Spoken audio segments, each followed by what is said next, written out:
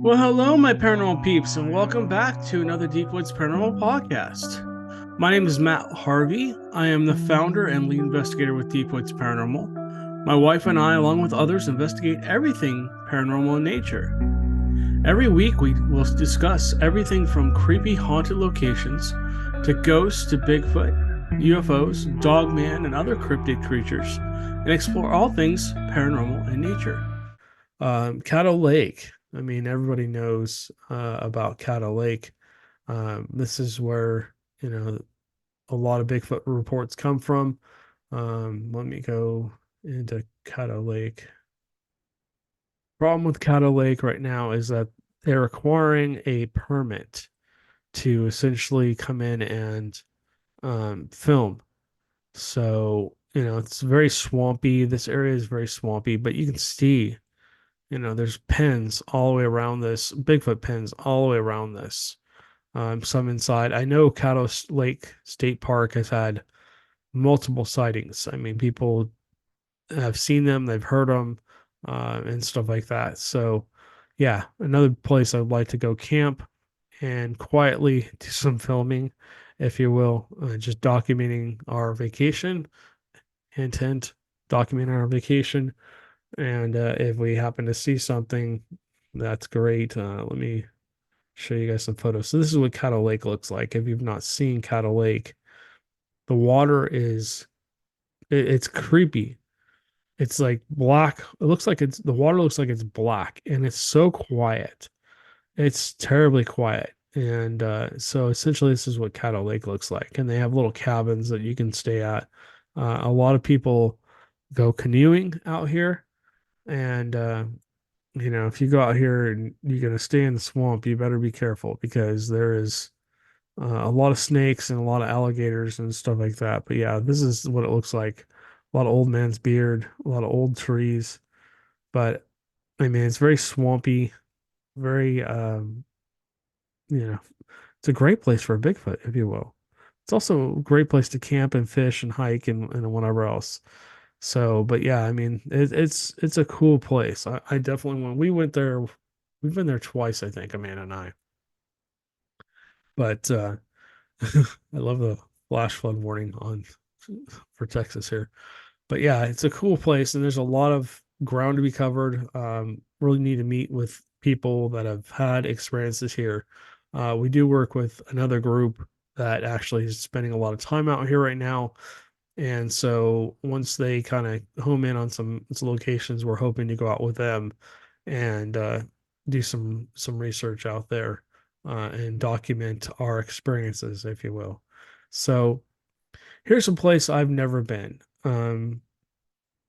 Fairchild State Forest, and there's a lot of forested areas out there that basically look like they'd be awesome to check out. Um, let's see, it's only one picture, unfortunately. But yeah, I would like to go check this area out. Let's look at the map real quick. Okay, so I think it's northeast. Oh no, yeah, just northeast of us. So this again is out in a Bigfoot area. I mean, all the pins are gone, but there's a lot of reports out here. I can just go back to the map here. It's real close to Palestine. So you can see it's kind of in the middle of these pens here where there's been Bigfoot sightings. So it makes me wonder if this section of land here, if there's not more activity in around here. Um, it's very forested. I'd like to go check it out. Looks like there's a river here. And you got the Neches River National Wildlife Refuge, which is great. That means there's no hunters. And you got the Neches River here coming through that area. And then let's see what's around it. You got, oh yeah, you got lots of pins in and around it. Like I said, this whole section of Texas and the Texas-Louisiana border is just a hot spot for Bigfoot activity. So, anyways, that's a place I've got to check out. I also wanted to go back to Bastrop State Park. Now, this is an area I think might be a pubbing ground. And you're going, Matt, but it's right in the middle of civilization. Well, if you've ever been here, this area is very forested. It is. It's really forested. And essentially you get the Mississippi, not the Mississippi, excuse me, the Colorado River that runs right next to this, if I can find the right area. So let me go out and see if I can find my pins. Okay, so that's the state park up there, and you can see it's very forested. Basically, it's a big open area of land. But if you come over here, so this is the Bastrop County National Park, and here's the Colorado River.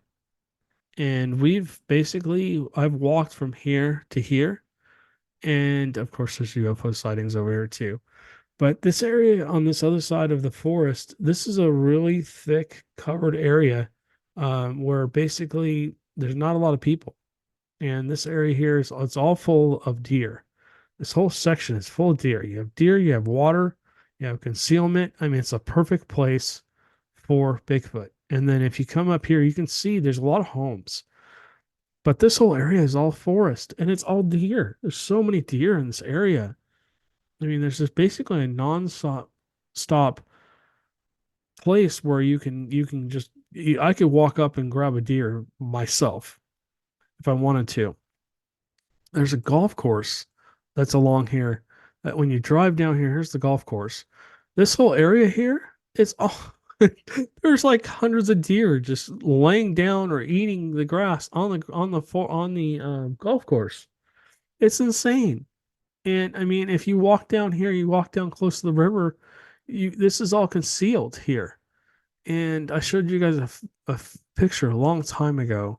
I don't know if this will let me drop. Where was that one place? So if I can get to drop this guy in here, let me see something here. This picture, there was an old picture here where there was a Bigfoot literally in the picture. I don't know if I can zoom in. Let me see if I can find this again. If you're listening to this, you're welcome to come on to the YouTube or Rumble channel and take a look at the video. I don't know what section we're in. No, this is not the same picture. I don't think. Okay, I don't see it anymore. But when I first was scrolling through here when we were analyzing Bastrop, I think over in this area there was something standing here. So when they drove by, something obviously was curious and came out to take a look. And there was a Bigfoot somewhere in one of these pictures, I think. So I can't say 100% it was a Bigfoot, but there was something standing there. And it was tall and black, and essentially it was just watching. But yeah, this whole area, I mean, you can see how wooded this is. And back here. So anyways, let's see if we can get out of here. Yeah. So this whole section here, this looks like a tiny area, but you could come up here and bed down. Now, I think there's juveniles that are up in here along this Riverside Drive. I think they're in here. I think they're in this area. People have reported hearing tree knocks and stuff like that over in this campsite. And they also say it's haunted, and they also say it's there's UFOs and stuff. I mean, if you come out here, look at how open this is. There's nothing out here, guys. There's nothing. This is a big chunk of open land. This looks tiny, but it's huge. But in this section here, I mean, this is a perfect area just to come conceal yourself. I mean, I could hang out there. I could hang out on that island. I could probably camp out. I could probably do a whole, what they call it. Um, oh, I forget what they call it. But anyways, it's a type of camping where basically you're hiding, and you film yourself camping in a location overnight, and the whole idea is to be in a place where you could get caught, but you're trying not to get caught, and you're filming yourself the whole time. I'll remember what it is after I'm done. But anyways, definitely want to go back here, especially with the better gear that we have now. I really want to go back and slow down and really take a couple days. Maybe we'll come down here and camp with the Happy Glamper and just continue to explore this area. Maybe leave some trail cams out. Maybe we can get some of these on camera. The 3 times I've been here, I've seen Bigfoots all 3 times, and they're not big. They're juveniles. They're like my height, my width. They're about 6 foot to 7 foot. They're not huge, and they're not, bulked out yet. And then possibly caught one on a tree in a tree. So you guys will have to go back and watch that video. Anyways, let's see. What's Fairchild? We already did that. Bastrop, and there was one more. So this is the Caddo Grasslands. Let me look this up too. I've never been here. There's no reports up here. Well, I can't say I haven't been there. I probably driven by it, but let's find this area. If you're up here, this is up just this is the one that's northwest of Dallas. So here again is a really kind of secluded area. There's a pin here and a pin over here, and that's pretty much it. There's pins kind of around this area if you circle this area. And again, this is going to be a vast area of territory. But I imagine, look at there's what is this river? But there's a lake here, and then you get another lake up here. It says Coffee Mill Lake, and so imagine this area is another very forested area. Let's see if we can get some pictures. So here's some pictures. It is forested. It may not be as forested as some of these other locations we've been to. Oh, look at that. I'm guessing those are hoof prints from horses. So people probably ride horses up here quite a bit. But look at this. I mean, this is a good area for a Bigfoot. I mean, this is totally, as they say, uh, a Bigfoot area. I don't want to use that other words because I don't want to get in trouble, but yeah. I mean, look at this. Little rivers, a lot of horseshoes. They must do a lot of horseback riding up here and probably ATVs and stuff like that. But I mean, this is a very Bigfoot-like area. There's a deer. Okay, so we have deer. Here's some deer prints. Yeah, I mean, you guys are kind of doing the research with me if you're listening still or watching. But yeah, I mean, this area looks to be very. What's that? Oh, it's a shadow. It's another deer. I think it's the same picture. But anyways, yeah, I mean, there's a lot of area that we're going to cover this year. And as you can see, all the pins. We are going to investigate over in Austin. We are going to investigate over in the San Antonio region. I'm working with another friend of mine on doing that. But like I said, this area here from San Antonio to Fort Worth, Dallas to Houston, it's just a big chunk of land. If you have any reports you want to make for Bigfoot, please do contact us. We're going to be researching this area. I don't know if I answered all the questions. So where do I look for Bigfoot? I can't answer that question. What do I need to look for Bigfoots? I mean, literally, you can go out and explore these areas yourself. And like I said, if you do go out to some of these locations and you do have an experience, please contact us. I'd love to hear about your experience. So I'm sorry, my phone is going absolutely crazy here. All you really need is your eyes and your ears. Go out and take your time. Remember, nature does not move at the same speed as we do. You got to really slow down, open your eyes, open your ears, take your time. You might go 100 feet. I mean, on some investigations, we don't really walk around too much. You see us in the same area because we're having so many experiences in that area. We don't have to move. I've put us in the place where I know we have a very good chance of experiencing something. So if you like Joe's camp, we never had to go anywhere. We could just stand there and look around. I mean, stuff happened all around us, and we try to document it as best we can. And Bastrop, you do have to walk a little bit, but not much. But these places, if you go into the right places, you can just stand there and observe. And hopefully you have, if you go at night, try and take a night vision camera and get yourself a IR flashlight. They're not very expensive. I got a couple for, I got 3 or 4 for about $100. I think they're about $20 each, between $20 and $30. Get a good one. Get one with a high rate of light. And then make sure you get some kind of camera that can see IR. The better the camera, the better your chances of actually being able to see something. It'll be less grainy and stuff like that. You want as high a megapixels as you can get. At least 12, if not more. All of our stuff's about 15 to 18 megapixels. So, and some of our cameras are higher than that. And then our professional cameras, like our Nikons, depends on which lens we use and stuff like that. So, and then audio recorders. Well, actually, this here, um, this is actually one of the best audio recorders out there. This is my iPhone. What doesn't matter if you're using an iPhone, another camera, another phone. You have a video camera on here. Okay, let me stop sharing my screen. This is okay. So on your phone, you have a video recorder. You have an audio recorder. You can download an audio recorder. Get a good download. They're free. Get a good audio recorder that you can download onto your computer.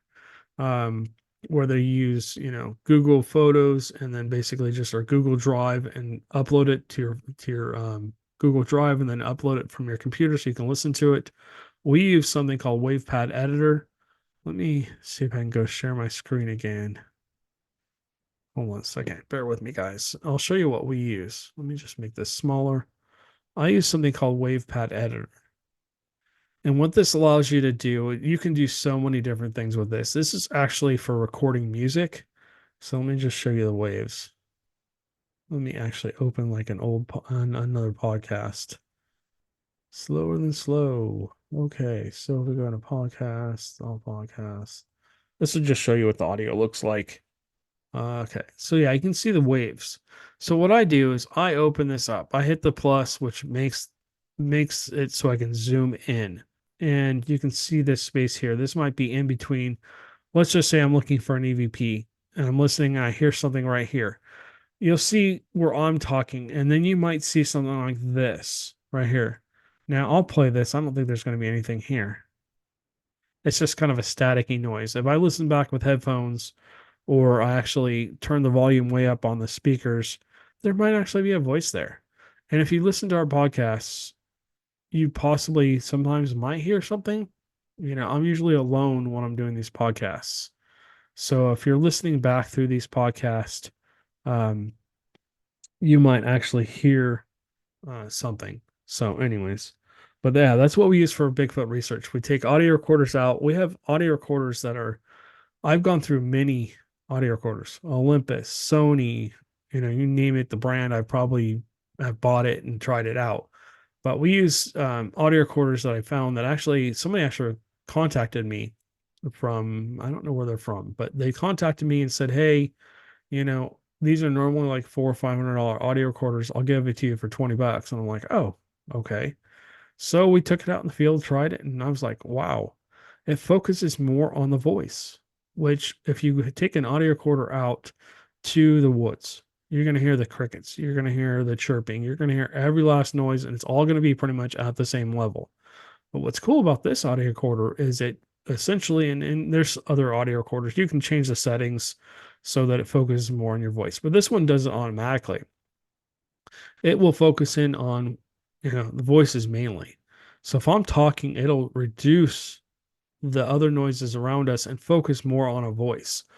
And why is that important for Bigfoot research? When you hear a scream, when you hear a tree branch snap, when you hear a whoop, you hear anything like something walking, it will focus in on that. And essentially, that'll be the main focus so that you're not getting crickets and everything while you're hearing that. You have to try and sit there and listen for that noise. But those noises are a lot more prominent when we go back and use this audio recorder. So, okay, so audio recorder, video camera. Your cell phone is a great thing. You have video camera on your phone. You have an audio recorder on your phone. You have a flashlight.